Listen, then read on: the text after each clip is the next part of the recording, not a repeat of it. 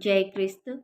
ಇಬ್ರಿಯರಿಗೆ 7ನೇ ಸಂಧಿ 1-28 ಯೇಸು ಮೆಲ್ಕಿಜೆದೇಕನ ತರಹದ ಯಾಜಕನಾಗಿದ್ದು ಲೇವಿಕ ಯಾಜಕರಿಗಿಂತ ಉತ್ತಮನು. ಈ ಮೆಲ್ಕಿಜೆದೇಕನು ಸಾಲೇಮಿನ ಅರಸನೂ ಪರಾತ್ಪರನಾದ ದೇವರ ಯಾಜಕನೂ ಆಗಿದ್ದನು. ರಾಜರನ್ನು ಹೊಡೆದು ಹಿಂತಿರುಗಿ ಬರುತ್ತಿದ್ದ ಅಬ್ರಹಾಮನನ್ನು ಎದುರುಗೊಂಡು ಅವನನ್ನು ಆಶೀರ್ವದಿಸಿದನು.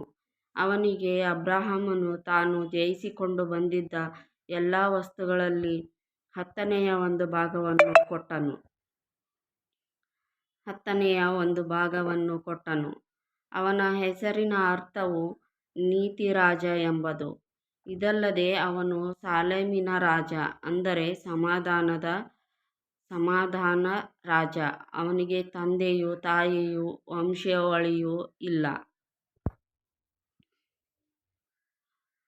ಜನ್ಮದ ಆರಂಭವೂ ಆಯುಷ್ಯದ ಅಂತ್ಯವೂ ಇಲ್ಲ. ಅವನು ದೇವರ ಮಗನಿಗೆ ಸಮಾನ ಮಾಡಲ್ಪಟ್ಟಿದ್ದಾನೆ. ಅವನು ನಿರಂತರವಾಗಿ ಯಾಜಕನಾಗಿರುವವನು. ಈ ಮನುಷ್ಯನು ಎಷ್ಟು ದೊಡ್ಡವನೆಂದು ಆಲೋಚಿಸಿರಿ.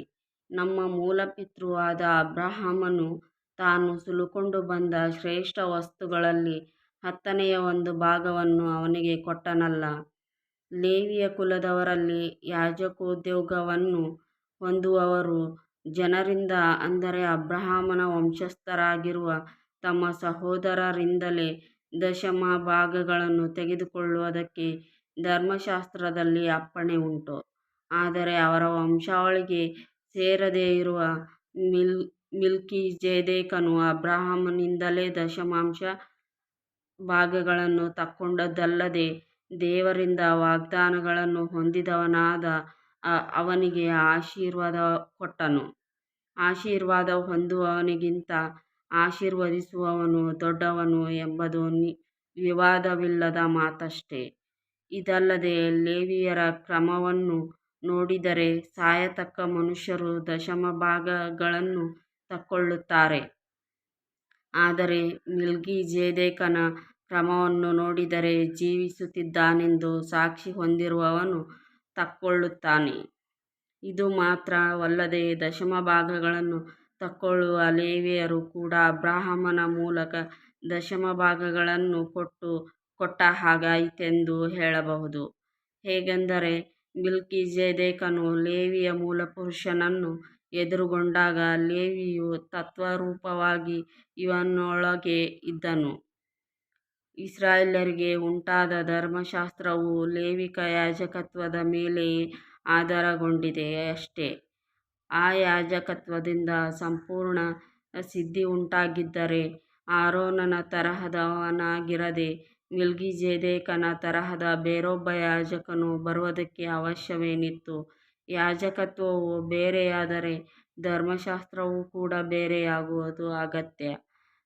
ಮೇಲ್ಕಂಡ ಮಾತು ಯಾವಾತನ ವಿಷಯದಲ್ಲಿ ಹೇಳಿದೆಯೋ ಆತನು ಬೇರೊಂದು ಕುಲದಲ್ಲಿ ಹುಟ್ಟಿದವನು. ಆ ಕುಲದಲ್ಲಿ ಒಬ್ಬರೂ ಯಜ್ಞವೇದಿಯ ಬಳಿಯಲ್ಲಿ ಸೇವೆ ಮಾಡಿದ್ದಿಲ್ಲ. ನಮ್ಮ ಕರ್ತನು ಯೆಹೂದ ಕುಲದಲ್ಲಿ ಜನಿಸಿದವನೆಂಬುದು ಪ್ರಸಿದ್ಧವಾಗಿದೆಯಷ್ಟೆ.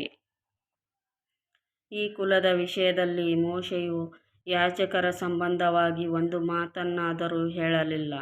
ಇದಲ್ಲದೆ ಬೇರೊಬ್ಬ ಯಾಜಕನು ಶರೀರಧರ್ಮ ವಿಷಯವಾದ ನಿಯಮದ ಪ್ರಕಾರವಾಗಿರದೆ ಮೆಲ್ಕಿಜೆದೇಕನ ಸಾದೃಶ್ಯದಲ್ಲಿ ನಿರ್ಲಯವಾದ ಜೀವದ ಶಕ್ತಿಯುಳ್ಳವನಾಗಿದ್ದು ಬರಬೇಕಾದುದರಿಂದ ನಮ್ಮ ಸಿದ್ಧಾಂತ ಮತ್ತೂ ಸ್ಪಷ್ಟವಾಯಿತು. ಆತನ ವಿಷಯದಲ್ಲಿ ನೀನು ಸದಾಕಾಲವೂ ಮೆಲ್ಕಿಜೆದೇಕನ ತರಹದ ಯಾಜಕನಾಗಿದ್ದಿ ಎಂದು ಹೇಳಿದೆಯಲ್ಲ. ಧರ್ಮಶಾಸ್ತ್ರವು ಯಾವುದನ್ನೂ ಸಿದ್ಧಿಗೆ ತಾರದೇ ಇರುವುದರಿಂದ ಮೊದಲಿದ್ದ ನಿಯಮವು ನಿರ್ಬಲವಾಗಿಯೂ ನಿಷ್ಪ್ರಯೋಜಕವಾಗಿಯೂ ಇದ್ದು ರದ್ದಾಗಿ ಹೋಯಿತು. ಅದಕ್ಕೆ ಬದಲಾಗಿ ಉತ್ತಮವಾಗಿರುವ ಒಂದು ನಿರೀಕ್ಷಾಧಾರವು ಪ್ರಾಬಲ್ಯಕ್ಕೆ ಬಂತು. ಈ ನಿರೀಕ್ಷಾಧಾರವು ನಮ್ಮನ್ನು ದೇವರ ಸನ್ನಿಧಿಗೆ ಸೇರಿಸುವಂಥದ್ದು. ಇದಲ್ಲದೆ ಲೇವಿಯರು ಆಣೆಯಿಲ್ಲದೆ ಯಾಜಕರಾದರು. ಆತನಾದರೋ ಆಣೆಯೊಡನೆ ಯಾಜಕನಾಗಿ ಮಾಡಲ್ಪಟ್ಟನು. ದೇವರು ಆತನಿಗೆ, ನೀನು ಸದಾಕಾಲವೂ ಯಾಜಕನಾಗಿದ್ದಿ ಎಂದು ಕರ್ತನೆಂಬ ನಾನು ಆಣೆಯಿಟ್ಟು ನುಡಿದೆನು. ಪಶ್ಚಾತ್ತಾಪ ಪಡುವುದಿಲ್ಲ ಎಂಬುದಾಗಿ ಹೇಳಿದನಲ್ಲ. ಯೇಸು ಆಣೆಯೊಡನೆಯೇ ಯಾಜಕನಾದದರಿಂದ ಎಷ್ಟೋ ಶ್ರೇಷ್ಠವಾದ ಒಡಂಬಡಿಕೆಗೆ ಹೊಣೆಗಾರನಾದನು. ಲೇವಿಯರು ಶಾಶ್ವತವಾಗಿ ಉದ್ಯೋಗ ನಡೆಸುವುದಕ್ಕೆ ಮರಣವು ಅಡ್ಡಿಯಾದದರಿಂದ ಅವರಲ್ಲಿ ಯಾಜಕರಾದವರು ಅನೇಕರು. ಆತನಾದರೋ ಸದಾಕಾಲವಿರುವುದರಿಂದ ಆತನ ಯಾಜಕತ್ವವು ಮತ್ತೊಬ್ಬರಿಗೆ ಹೋಗುವಂಥದ್ದಲ್ಲ. ಆದಕಾರಣ ಆತನು ತನ್ನ ಮೂಲಕ ದೇವರ ಬಳಿಗೆ ಬರುವವರನ್ನು ಸಂಪೂರ್ಣವಾಗಿ ರಕ್ಷಿಸುವುದಕ್ಕೆ ಶಕ್ತನಾಗಿದ್ದಾನೆ. ಅವರಿಗೋಸ್ಕರ ವಿಜ್ಞಾಪನೆ ಮಾಡುವುದಕ್ಕೆ ಯಾವಾಗಲೂ ಬದುಕುವವನಾಗಿದ್ದಾನೆ. ಇಂಥವನೇ ನಮಗೆ ಬೇಕಾದ ಮಹಾಯಾಜಕನು.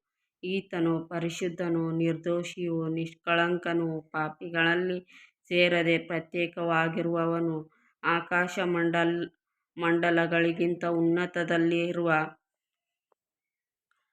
ಉನ್ನತದಲ್ಲಿರುವವನೂ ಆಗಿರುವನು. ಮೊದಲು ತಮ್ಮ ಪಾಪ ಪರಿಹಾರಕ್ಕಾಗಿ ಆಮೇಲೆ ಜನರ ಪಾಪ ಪರಿಹಾರಕ್ಕಾಗಿ ಸಮರ್ಪಣೆ ಮಾಡುವ ಲೇವಿಕ ಮಹಾಯಾಜಕರಂತೆ ಈತನು ಪ್ರತಿನಿತ್ಯವೂ ಸಮರ್ಪಿಸಬೇಕಾದ ಅವಶ್ಯವಿಲ್ಲ. ಈತನು ತನ್ನನ್ನೇ ಸಮರ್ಪಿಸಿಕೊಂಡು ಒಂದೇ ಸಾರಿ ಆ ಕೆಲಸವನ್ನು ಮಾಡಿ ಮುಗಿಸಿದನು. ಧರ್ಮಶಾಸ್ತ್ರವು ನಿರ್ಬಲರಾದ ಮನುಷ್ಯರನ್ನು ಮಹಾಯಾಜಕರನ್ನಾಗಿ ನೇಮಿಸುತ್ತದೆ. ಆದರೆ ಧರ್ಮಶಾಸ್ತ್ರದ ತರುವಾಯ ಆಣೆಯೊಡನೆ ಉಂಟಾದ ವಾಕ್ಯವು ಸದಾಕಾಲಕ್ಕೂ ಸರ್ವ ಸಂಪೂರ್ಣನಾಗಿರುವ ಮಗನನ್ನೇ ನೇಮಿಸುತ್ತದೆ. ಆಮೆನ್.